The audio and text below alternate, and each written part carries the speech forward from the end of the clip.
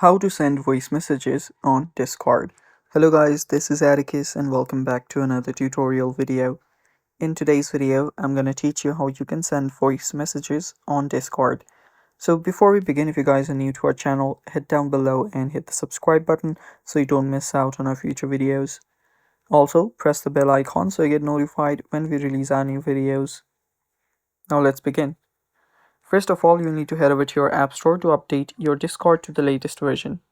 So simply search for Discord on your App Store. And after you search for Discord, if you see an update available, tap on update and update the app. After you've updated the app, you can tap on the open button to open up your app. After you've done that, you can then go to any server that you want, go to any text channel, and right here you will find a voice button right on the bottom right corner. You can start recording your voice. And when you release, you will send a voice message. And yeah, it's that simple, and that's how you send a voice message on Discord. And that's basically it for today's video. Thanks for watching.